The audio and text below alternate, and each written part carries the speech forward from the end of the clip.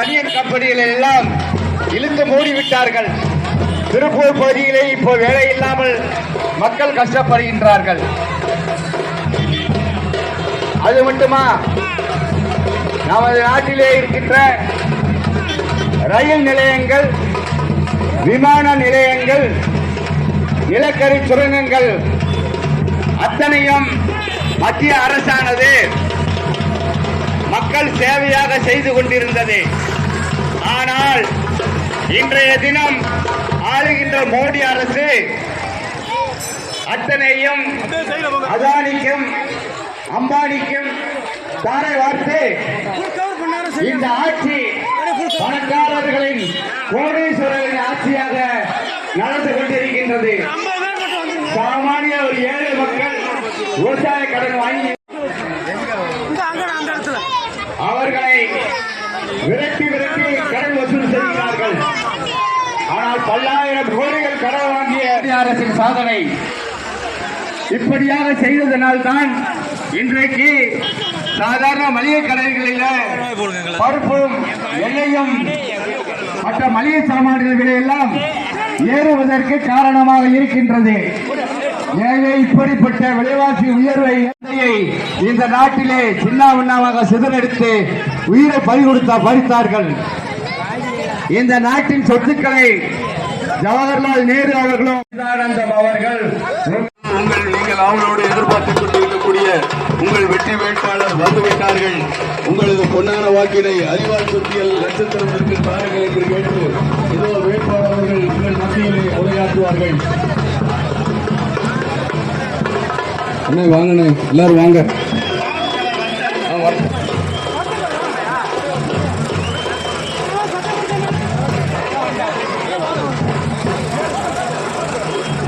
கட்சியினுடைய மாவட்ட செயலாளர் மரியாதைக்குரிய அன்பு தோழர் தமிழரசன் அவர்களே, திராவிட முன்னேற்ற கழகத்தினுடைய பொருளாளர், எதிர்கட்சிகள்லாம் கேட்ட பிறகுதான் ஊசியை இலவசமாக மத்திய அரசு போட்டுச்சு. ஆகவே கொரோனா காலத்தில் வெளியவே வரல பிரதமர். கொரோனாவுக்கு என்ன வழின்னு கேட்டா, நீங்க நைட்ல எந்திரிச்சு உங்க வீட்டு மாடியில போய் விளக்கேற்றுங்க, உங்க வீட்டுல மணி அடிங்கன்னாரு. மணி எங்க வீட்டுல எல்லாம் இடம் தட்டையாவது எடுத்து தட்டுங்கன்னாரு.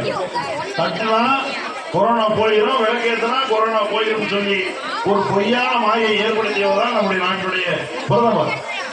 ஆனால் உண்மையில தடுப்பூசி தான் உங்களை பாதுகாத்திருக்கிறது, அரசு மருத்துவமனைகள் தான் உங்களை பாதுகாத்திருக்கிறது. நம்முடைய தமிழ்நாட்டின் முதலமைச்சர் மோடி எங்கேயும் வெளியே வரல.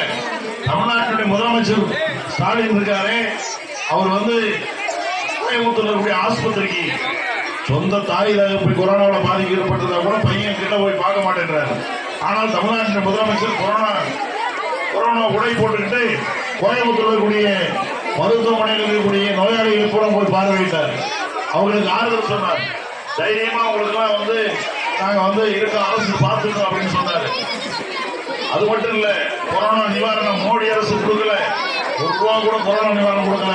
திராவிட முன்னேற்ற கழகத்தினுடைய அரசு 4000 ரூபாய் உங்களுடைய வங்கி கணக்கு கொடுத்தாலே ஒவ்வொரு ரேஷன் கார்டு உள்ளவர்களுக்கும் 4000 ரூபாய் கொரோனா நிவாரணம் கொடுத்த ஆட்சி திராவிட முன்னேற்ற கழகத்தினுடைய ஆட்சி. ஆகவே இதெல்லாம் என்னன்னா, நாட்டு மக்களுக்கு எதுவுமே செய்யாத பாஜகவினுடைய ஆட்சி ஒரு பக்கம், நாட்டு மக்களுக்கு வாரி வாரி திட்டங்கள் எல்லாம் வழங்கி கொண்டிருக்கக்கூடிய திராவிட முன்னேற்ற கழகம் தலைமையிலான இந்தியா கூட்டணி ஒரு பக்கம். இந்த 2 தேர்தல் நிற்குது. இடையில அதிமுக பாத்தீங்கன்னா இப்ப தனிச்சு நிற்பதாக சொல்லிக் கொண்டிருக்கிறார்கள்.